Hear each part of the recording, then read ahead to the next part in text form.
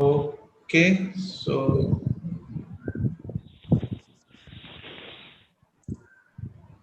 we are live on YouTube now. So Mansha ji, you can start, please. Good morning to everyone present here. I welcome you all to today's session. Today's session is on the book Trust Yourself.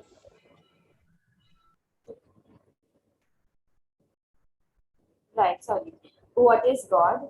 And let's start with the meditation.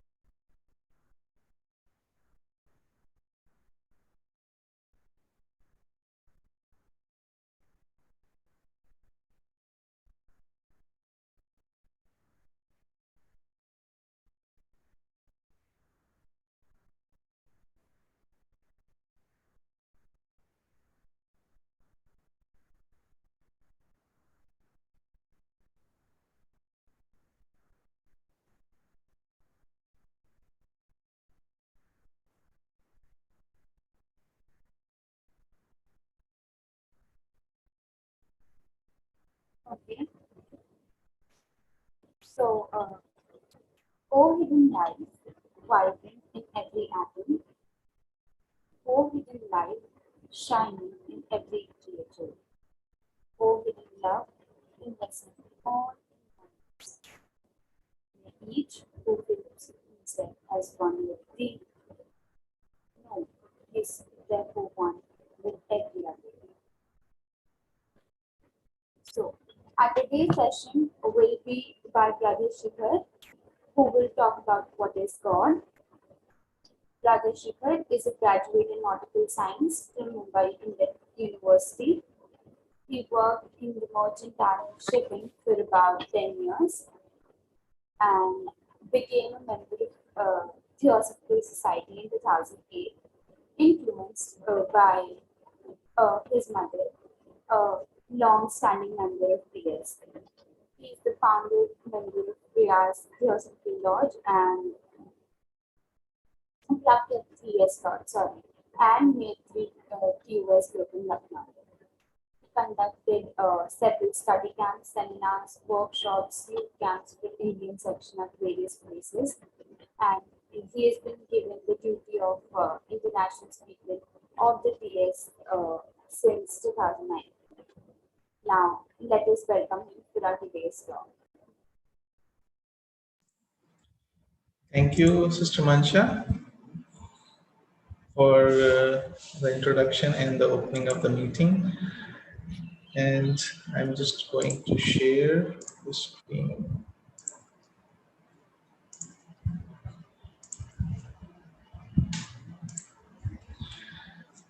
Good morning, everyone. Hello and welcome for today's study in the Young Indian Theosophist group. And as you all are aware that today's subject is, as Sister Mansha said, what is God, which is chapter 1 from the book Trust Yourself to Life. And the author is Clara M. Just give me 1 minute. Something is here. I'll be back in 1 minute, please. Hi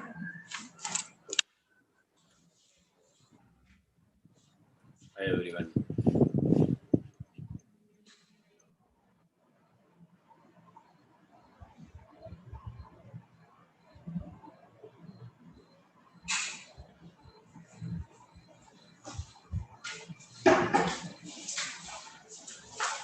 Morning to all.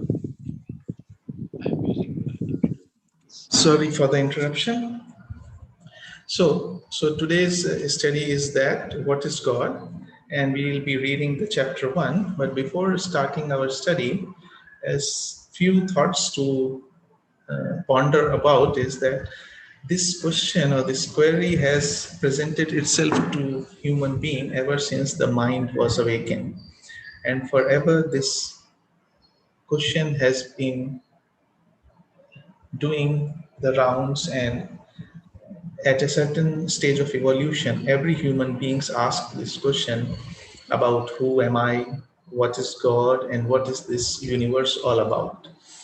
And theosophy presents a very holistic view of all these aspects: an individual, the God, and the universe, which we'll be studying later in this chapter. But the same question actually has been answered in different ways by different individuals. If I begin to ask from each of us present here, what is God? Most likely there will be different answers, not in the sense that they will be contradictory, but they will be different ways of expression as we think or we have the image of God. So actually, there is no absolutely right or wrong answer until and unless someone has experienced that God or supreme power or principle. Till then, everything is just a belief. And as many people are there, as many expressions will be possible in this world. So there is no need to, I think, argue over whose expression is right or wrong. And that is what is happening in different religions, that different religions have, which are based on these beliefs, which was started by some of the wise men who realized that principle called God, and then they expressed in the way, language of those times. But the followers at some point of time maybe stuck to only the outside things and started having a negative feeling for those who do not believe in the same religion. So if we really try to understand God, we can resolve those enmities. Today, we are only studying few theosophical principles and the writer's approach on this subject, Clara and Cord. And as we know, in studying theosophy, there is no authority or no imposition of any kind of any teachings. So we have to study this as one of the Iyan na do. understanding of the writer, but for our own understanding, we have to find it for ourselves. We have to work upon it. These may be from the writer, but thinking over it, pondering over it, and working upon ourselves, we may come to find our own understandings. And it is a sensitive subject because people's beliefs are attached to it. So one expression from one person cannot be considered inferior or superior than the belief or image that other person has, because at different stage of evolution this image or this belief changes. And we can ourselves see in our life when we were a kid, what image did we carry in our life of God or of the universe, and what we carried after 10 years, and then after 10 years it kept changing. So imagine if a person is, this is only in one life, and we have been going through so many lives from a savage to an enlightened being. So how many stages of evolution are there? So how many levels of beliefs in God or definitions of God will be there? So an open mind is required to study this, and that is why Clara M. Cod actually shares with us many of the instances of her childhood. She says that when she was young, and if someone said that they did not believe in God, he or she were thought to be very wicked people, that they are not so nice people. But later on, what she understood, that when they are saying they do not believe in God, what they really meant was that the current image of God that people have made, they did not believe in that God. Similarly, when a question was asked to H.P. Blavatsky in The Key to Theosophy, that do you believe in God? She, before answering the question, she says, depends on what you mean by that term, God. Because God, the word God, similarly the word love, or so many different things, words can carry thousands of meanings to different peoples. So maybe somebody is asking the question with one image in mind, one thought in mind, but the other person is answering with a completely different thought in mind of the same word. So that is very important. And that's what Clara Quad realized, because as a child, what she thought about God, that he is an old gentleman up in the skies. As I mean, I put some figures what child imagination could be, but important thing was that she was, and not only she, many of the children who are brought up in that kind of environment, they were afraid and certainly did not like that image. Because if many of the, if we go in the Christian school or convent school or on that culture, she says the nurses and governesses, they always explain that God is watching all the time. And whatever mischiefs or naughtiness or whatever wrong actions we do, God is always watching and He takes care of that, means He gives accordingly the reward or punishment. But she said she was still happy in her life until one day her parents, actually her mother, said to her governess that I think the children should be taught some religion. And with this, what the governess did, she was very enthusiastic maybe. So she read Clara Cod, the story of, from the Bible, the story of the crucifixion of Jesus Christ. Maybe in her approach, it was a very appropriate story, but Clara M. Cod said, what a horrible fairy story. Because at that age, of course, children want to listen some fairy tales and stories that will give them sense of calmness, peace, happiness. But this story, if we see, even if we see from an adult point of view, is very violent. So when she said that, the governess said, you wicked child. I mean, she did not, she said, what you are saying is not correct. And this is the true story. And then she started to learn about heaven, which was somewhere up in the sky, and the hell, which was somewhere down under the earth. And this hell, she says, horrified her too much and took all the joy out of her life. Of course, if you are told that for every wrong deed that you are doing, you will be punished eternally, forever in hell, and in hell, all sorts of tortures are there, cruelties are there, which you have to undergo. Of course, you cannot anymore be happy in life.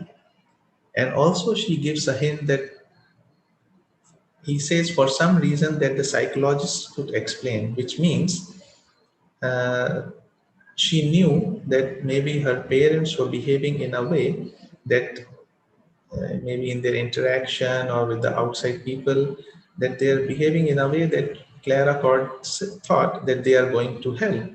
And she could not sleep at night thinking of their very sorry destiny. And she always wanted to do something to save them from hell. But slowly, slowly, when she grew up, her fears reduced. And she was now less believing in this image of God. And when she was about 15 years of age, one day she says she threw this appalling god overboard and declared herself an atheist, which means this idea, the image of God that was taught to her, that somebody is up on the sky who's looking at every act and punishing or whatever, rewarding the good deeds, punishing the bad deeds, and the theory of heaven and hell, she threw it overboard, that she completely left it and declared herself an atheist. No more believing in this image. And now, slowly, what we will see that how the small incidents in life, as we see her journey from here to coming to the Theosophical Society, we see how small events in life change our destiny. And she says that when she was going around the street through a second-hand book, she came across a book, The Living Dead, and she bought it, and there were some photographs of the spirits in that, and she started reading. So at least this sense or this understanding came to her that we do live after death also. It is not that death is the end of everything, we cannot do anything anymore, but there is also life after that. And when she was in her place, then the music teacher used to, her music teacher or master had a visitor who was the daughter of the piano manufacturers. So she became a great friend with her, and she invited her, Clara to London, where she came into touch with the spiritualist movement. And she started going to attend the seances and meetings, which was actually one of the reasons that Theosophical Society was built to counter. Because spiritualism, what people used to do was to gather and then call some dead spirits, which were not the really real thing, and they did all sorts of uh, predictions or how is life after death and all those things. And soon from this also she got disenchanted, and when her father died, they went to live in Switzerland in the city of Geneva, where she first, for the first time, she met Colonel Olcott. And listening to Colonel Olcott explaining his meeting with Madame Blavatsky and the adepts whom he had met in the physical body, that really triggered something in her, and she became very interested in theosophical teachings. Also, another story what she relates, how before coming in touch with Colonel Olcott, about many months before, event happened in her life that she said she used to teach English to earn some money. So one day there was an advertisement in a newspaper for someone to learn English. So she replied to that inquiry, and she went up to that person who was named, that was the daughter of the innkeeper, Jura, who used to live in the mountains. So she went to live with Jura for a couple of months, and there she lived with her, coming in contact with the natural life the people were living there. And also she came to know that there were vineyards, and when it was the time, people came from the nearby Savoy to work to pick the grapes, and they slept with the cows. And it was considered then at that time that if, if you sleep, I mean, near the cows, your consumption was a kind of tuberculosis disease that used to get cured.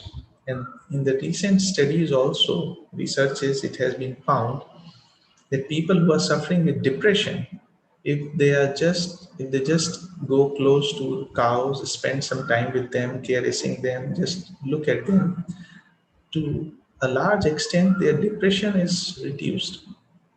So it means all this knowledge has been handed over from generation to generation of living in close touch with the nature.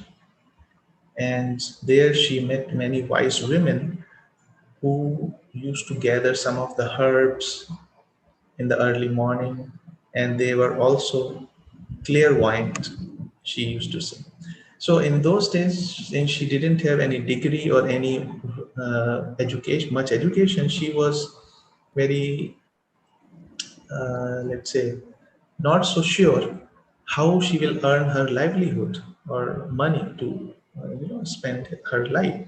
So there used to be a one person, young person, who was famous for telling people what they could do or what their talent is. Okay, today we have career counselors who do such kind of things, but this person used to do it with her psychic powers, so to say. So one morning she went off to that person, that girl, and she took her hand, Clara Cott's hand, and whatever thought came to her mind, she started saying, no, you are not a maid, you will not be a cook, you will not be a shop girl, etc.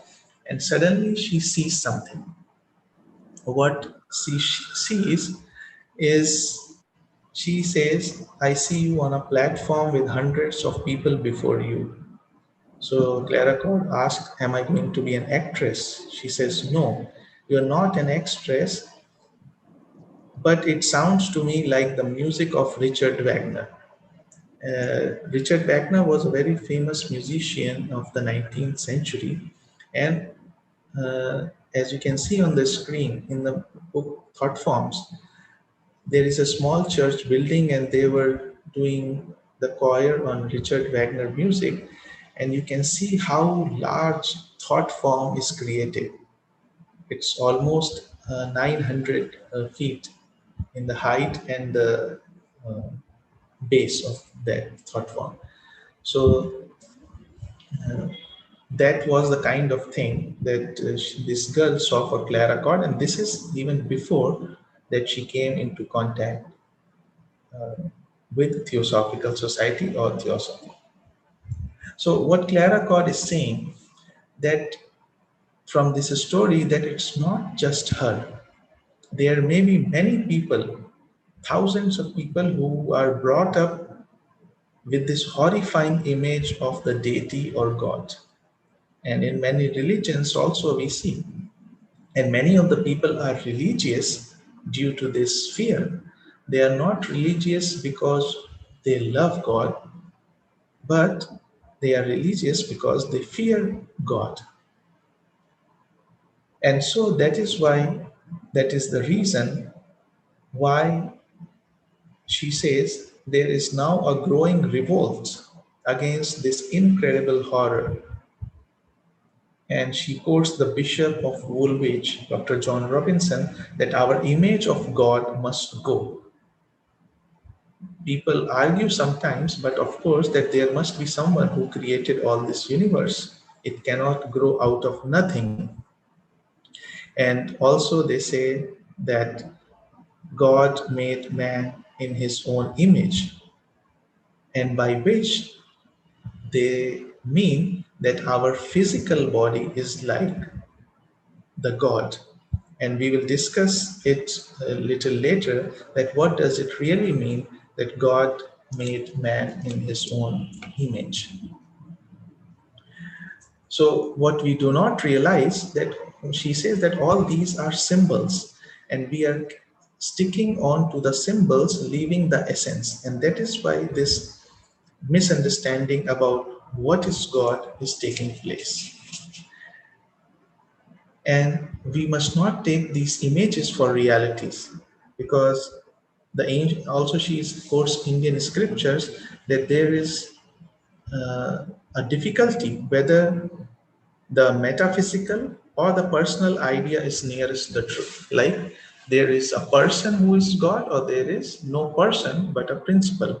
And when Arjun asked Sri Krishna, those who worship the unmanifested or those who worship the deity in personal form are the most recommended.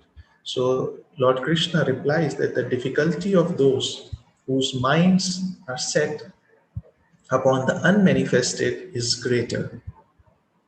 because the path of the unmanifested is hard for the embodied to reach. And this we can think for ourselves also, that the moment we have some vague idea, it is very difficult to grasp it because we want to make a image. The moment we have an image, we are able, our mind is able to grasp it, because we are at that level of evolution right now that we are not able, for maybe not for everyone, but for majority, we need an image for to project our thoughts onto it. But that is what we need to go beyond, because this image making process is going on continuously in our relationships also, and we have to let go of all these images. And it is difficult for many to visualize God in anything other than in human terms. And that is why Voltaire, a famous French writer, historian, and philosopher, said that in the beginning, God created man in his own image, and man has been returning him that compliment ever since. She quotes Voltaire, and this has a very deep meaning.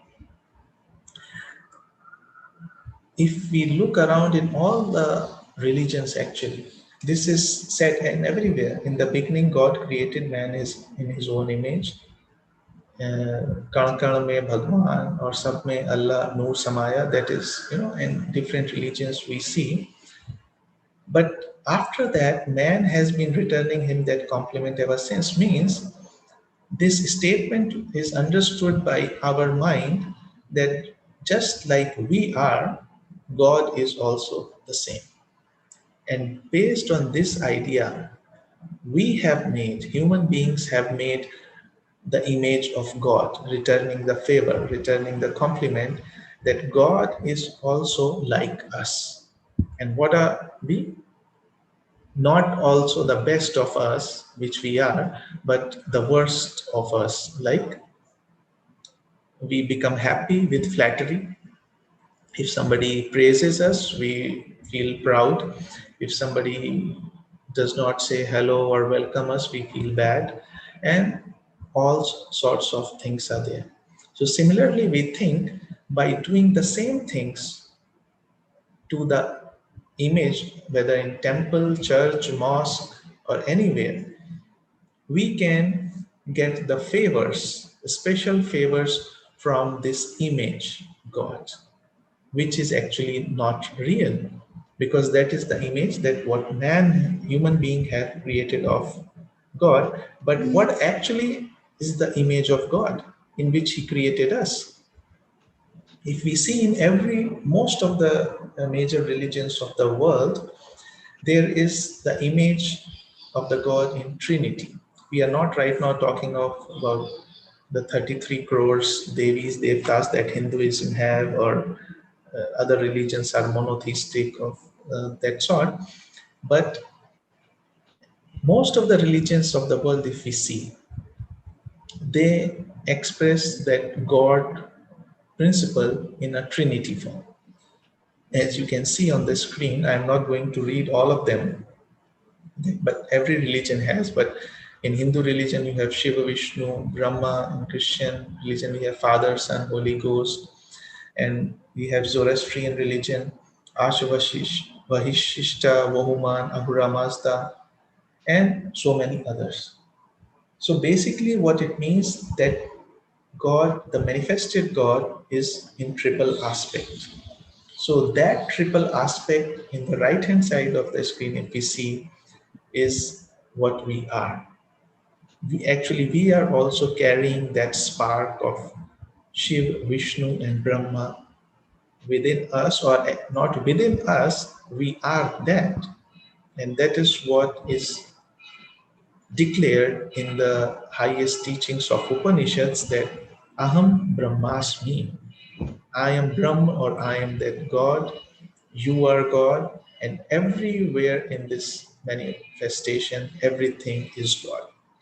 So in that sense, God created human being in his own image, that if he is the flame, we are the spark, but we are having the same qualities of Trinity and the potential to become that flame. So that statement is so misunderstood that we often we have made an image of God which we see all around. So what next Clara Cott says that okay, that is people have made that, but there is only one life in the whole universe, in every form, in every atom. What Sister Mansha did the prayer in the beginning, oh hidden life, vibrant in every atom. That life is one and indivisible. It never dies, but it only changes the form. It's like suppose gold. Gold is there. We have a necklace. We melt the gold. We suppose the fashion changes. So maybe it's a 50-year-old necklace or bangles or rings. So we melt that or something and we give it another form as per the present fashion or whatever thing is in presently going on. Gold is same, but the form is changed. So similarly, what she is saying that life is one and indivisible. It never dies. It only changes forms. And what is that one life which is everywhere apparent? So she quotes Professor Radhakrishnan that God is life. And at this point, I would like to read the dedication of this book that she gives from Robert Browning, that this book she dedicates to that immortal beauty which is love. O world, as God has made it, all is beauty, and knowing this is love, and love is duty. What further may be sought for or declared? So the prayer that Annie Saint has, made, light, life, love. All this is God. And recognition of this fact is spiritual consciousness. Then she quotes The Secret Doctrine by H.P. Blavatsky. The first proposition, there are three fundamental propositions, but the first one she quotes that what in theosophy we understand or what we study about God, that an omnipresent, eternal, boundless, and immutable principle on which all speculation is impossible, since it transcends the power of human conception and could only be dwarfed by any human expression or similitude. It is beyond the range and reach of thought, in the words of Mandukya Upanishad, unthinkable and unspeakable. I understand that there are very heavy and complex words in this statement, and maybe some of our young friends, brothers and sisters, may have some questions regarding that. We can take up those questions in the end.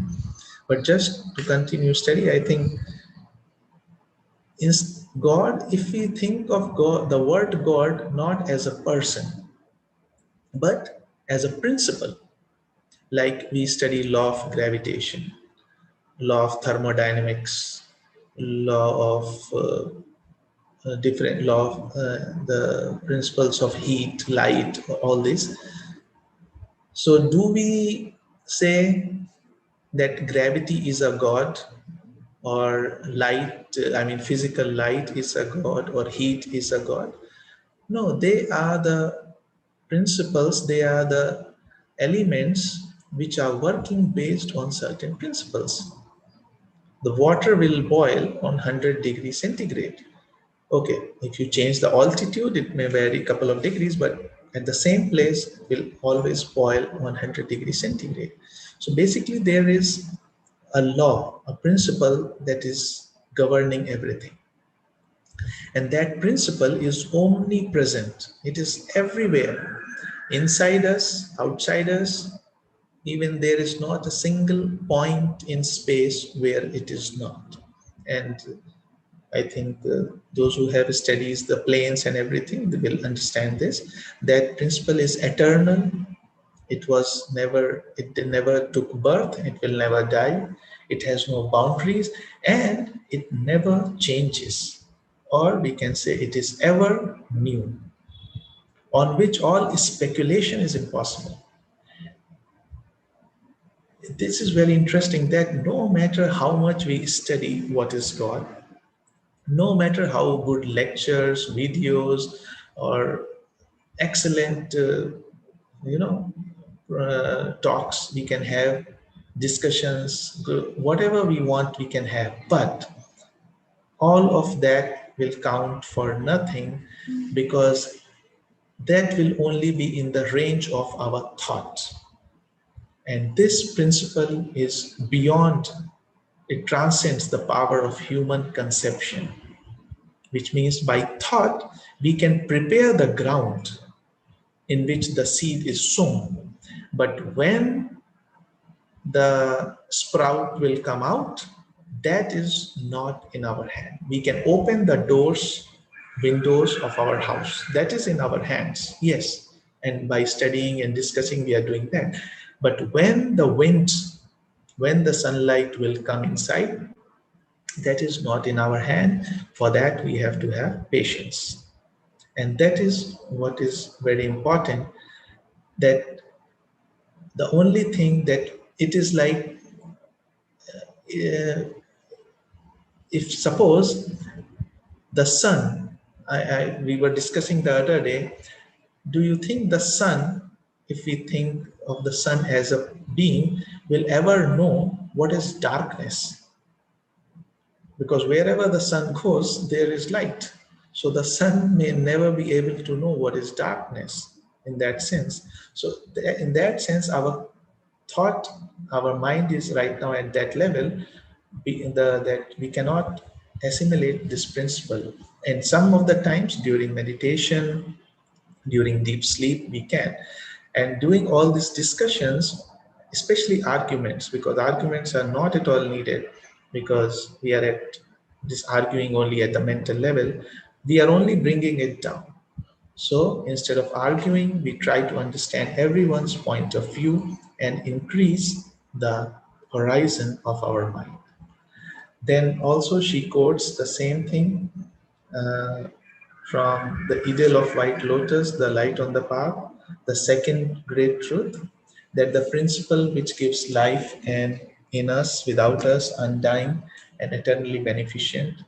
Same thing here. We cannot hear it, we cannot see it, we cannot smell it. Basically, we cannot experience it through our senses, physical senses. But if we want to perceive it, we, I mean, not just the body, the soul, the spirit, we want to realize ourselves or that principle, we can do it. It is possible, and that principle is undying and eternally beneficent. That's why we say many times, no, that God is beneficent. But at the same time, we want special favors, which is not, if we think logically, it is if someone is partial, whether to me or to anyone, then it is not beneficent as the whole. Because if he can do partiality to me, she can do partiality to anyone else. That means there is no law, there is no uniformity in the actions or reactions. And if there is no law, there is no, it's not beneficent as a whole.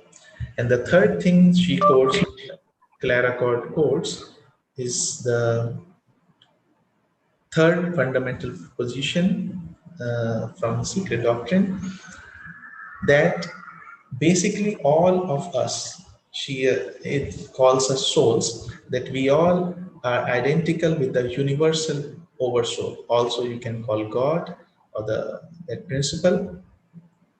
The latter itself being an aspect of the unknown root.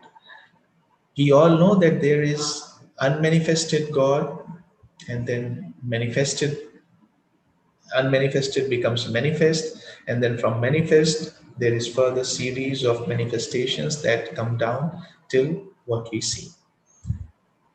But that theosophical principle teaches us that all of us are identical to that one universal spirit. But we have to come, okay, there is no coming down or going up, but that's the way of expression, that we all have to do a Tirth Yatra, obligatory pilgrimage. That is the real pilgrimage for every soul, that we come down the seven planes on our, initially we were unconsciously pure. Then when we come down, we become unconsciously impure. Then slowly when the mind develops, we come to know what is right and wrong. We become consciously impure because we're still doing not so good things. Then with the effort, we return back to our original source, like it's God's in exile, you know, going through that whole process and becoming consciously pure. So this whole journey is what is spoken of in this proposition, which is the spark of the universal oversoul through the cycle of incarnation in accordance with the cyclic and karmic law during the whole time. So this whole journey is governed by the law of reincarnation and by law of karma. That is what she is saying. And that is why this new conception of deity or God is evolving, because uh, the old idea uh, about the old idea of personal God, that there is someone sitting in the skies, from there he's controlling and he's granting favors and doing this and punishing people. Ch-1 writes about that, Clara quotes, that the world in general and Christendom especially left for 2000 years to the regime of a personal God, as well as its political and social systems based on that idea, has now proved a failure. And this we all see, and that's why you see so many people becoming disenchanted with religion, not only in Christianity, even in other religions also.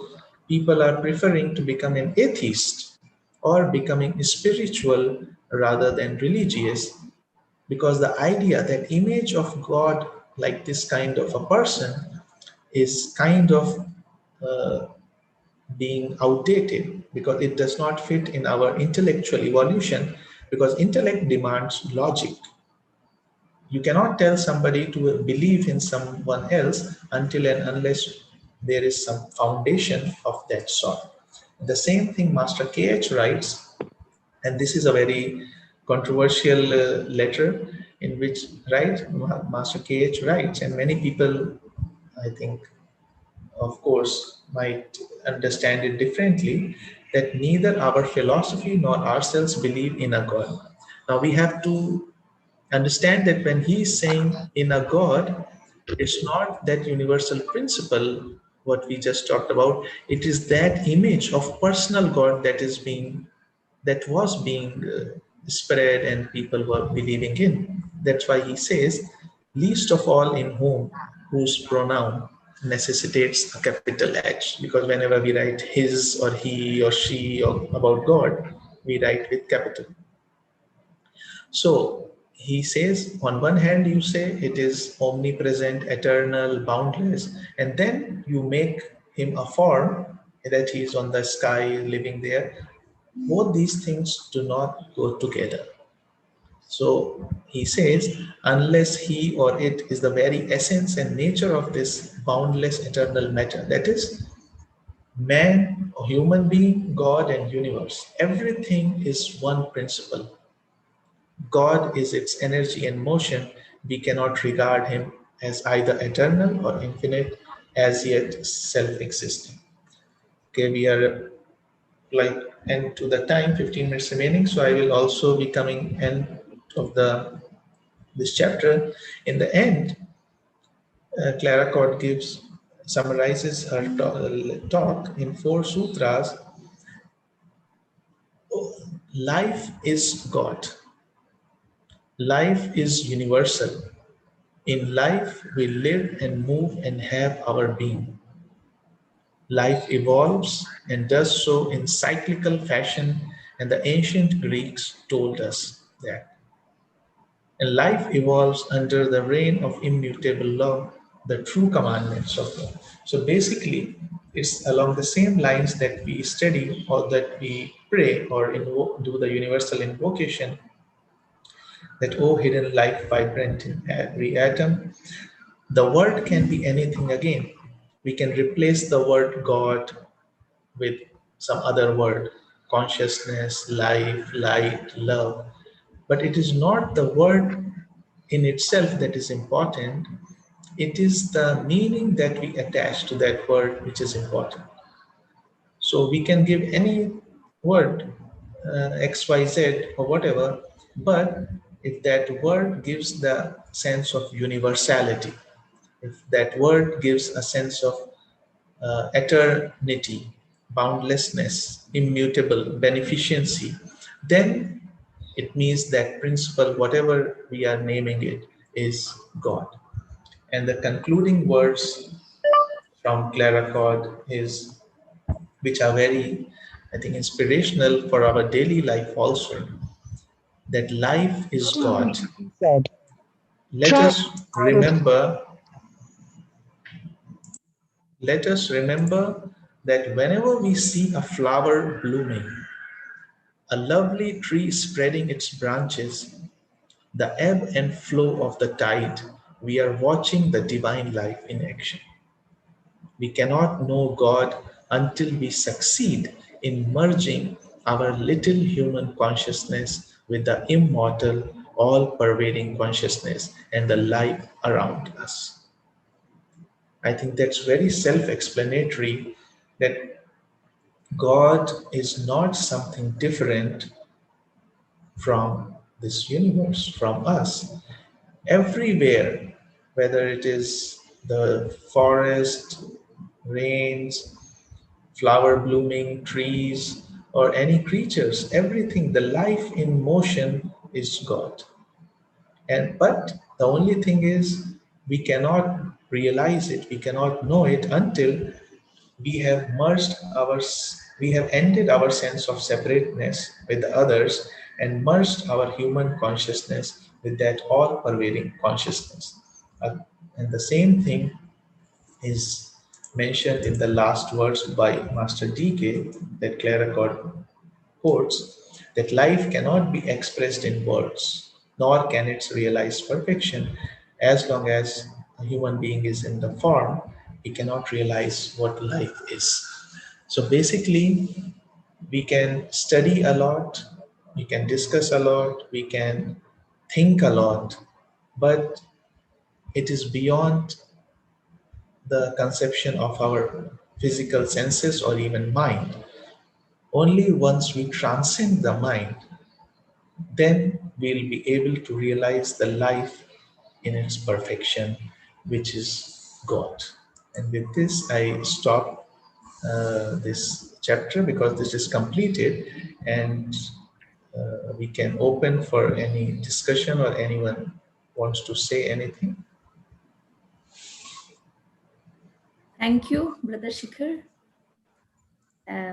Since we have started this new book, you have done a great justice to bring in those points to ponder, to put forth ourselves, to challenge ourselves rather, because with time everything has changed. We all have grown up from tiny children to elderly people now, and it's our duty that when we say something to the youngsters who are new to the Theosophical Society, so it's not about everything is written and we are just reading and it's about how do each of us interpret. And as we all know, as Theosophists, every individual has his or her own path, and every individual has to do in his or her own way to interpret. So that is the one thing we should always stick to it. And interpretation will only bring things, because scriptures are full of text, full of ideas, full of knowledge, inspirations, but I can only be inspired when I do it my own way. And interestingly, when I do it in my own way, I also bring new dimensions.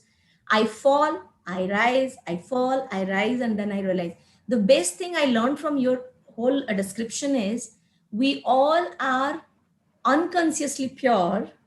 We get unconsciously impure Impure. when we come down. Then I'm doing something wrong and I'm knowing it. Wait, It's not consciously. that knowingly doing, I'm doing it and I know that hey, this is not right. So from there this journey will happen. And the other aspect which I really appreciate from your talk, which I think each youngster and everyone of us should remember, with rather we can ask ourselves, whoever I'm trying to define as God, because man has created God too. It's not always God has created man as a belief. As a practice, men have created individual gods, right? So we have done our own bit there as well in recreating rather. Now the question is, am I doing this religious or any journey on my life out of love or out of fear? Interestingly, some of us are doing out of love, good. Some of us are doing out of fear, that's also good. Nothing is bad because it's a journey of every individual. But when from this journey of unconsciousness to consciously pure, I think there will be a time when we are growing beyond love, beyond fear. We are no more religious, we are spiritual. That is the journey. And then the realization will happen. And the last one, when you talked about transcending, as I said in the morning when we are starting this discussion, I said I was reading a book second time, A Conversation with God. There is one description of transcending here which is pretty apt. I must read it out. Transcending does not mean always being other than, like I am so and so, I'll be something other than this and this. No, it means always being larger than. Your new larger belief system will no doubt retain some of the old, that part of the old belief system that you experience as still serving you. And so it will be a combination of the new and the old, not a rejection of the old from top to bottom. So we must accept it. Transcending is the word, and that is different for every individual, as our personal gods are different. So life is God, so my life, so is my God. So this forum is open for questions and discussions. Other seniors, youngsters who may want to ask something to Brother Shikhar or want to add to something, which whatever thought has come to you during this discussion, you're most welcome.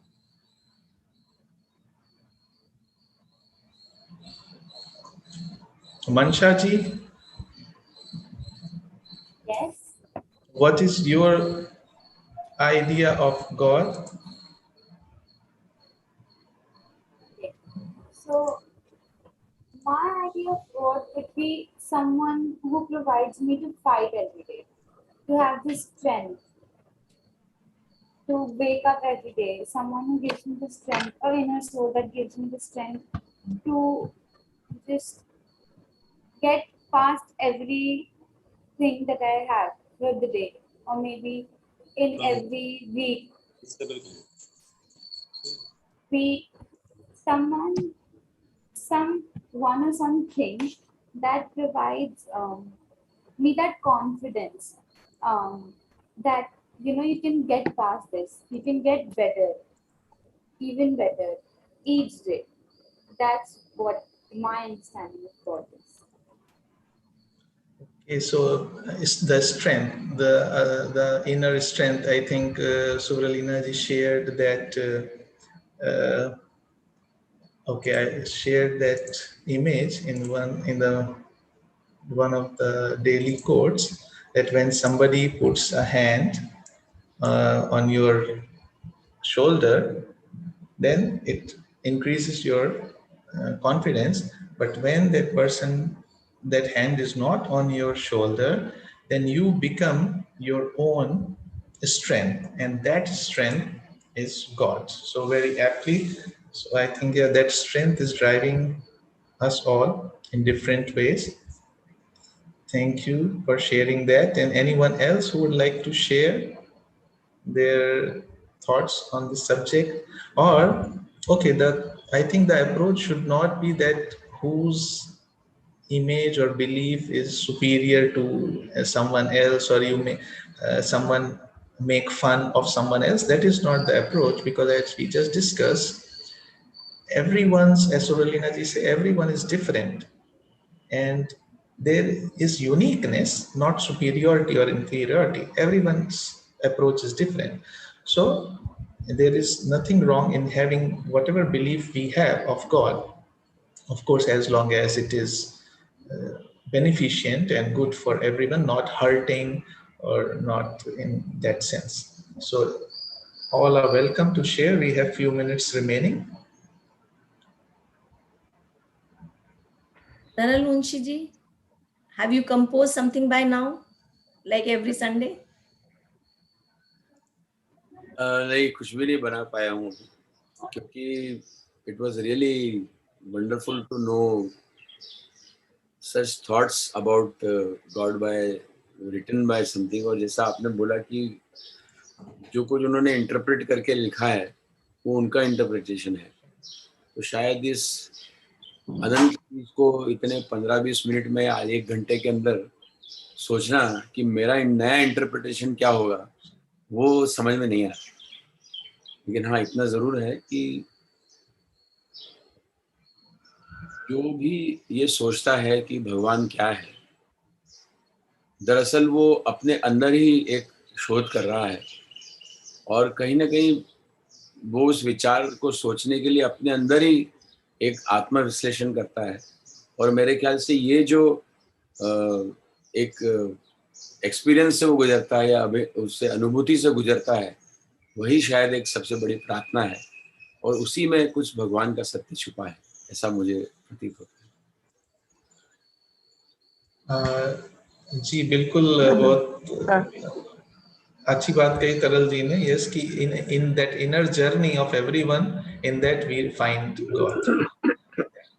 हाँ हाँ हाँ, ये अभी प्रेम पर भी बात हो रही थी।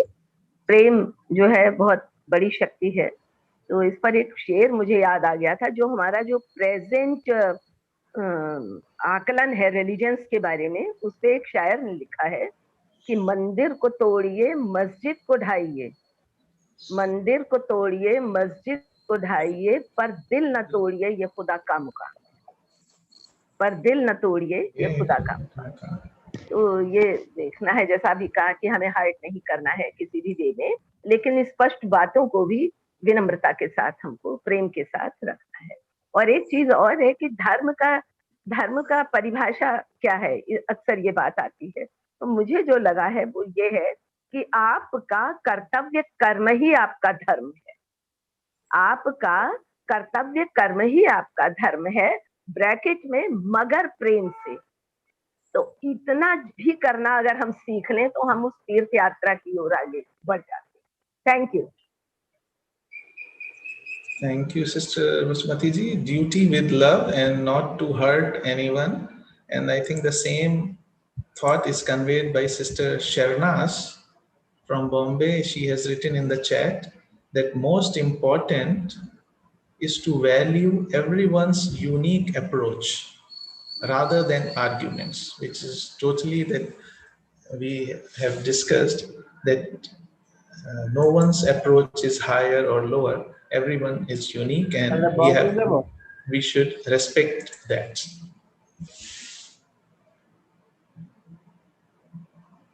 So I think the time is only 1 minute remaining. If no more comments, we can. I can request Sister Mansha to do the closing. Yes. Thank you, Brother Shikhar, for today's enlightening session. Without no further delay, let's have a quick meditation.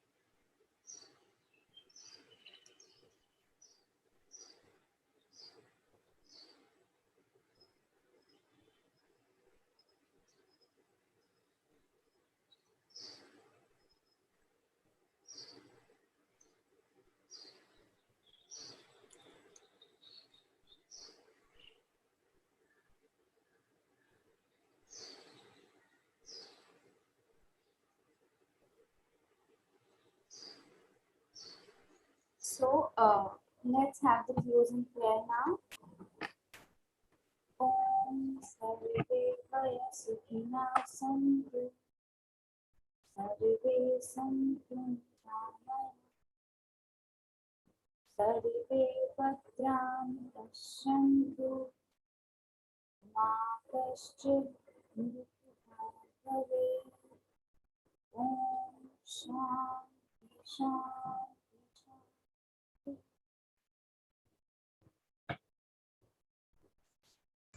Thank you, everyone, for that.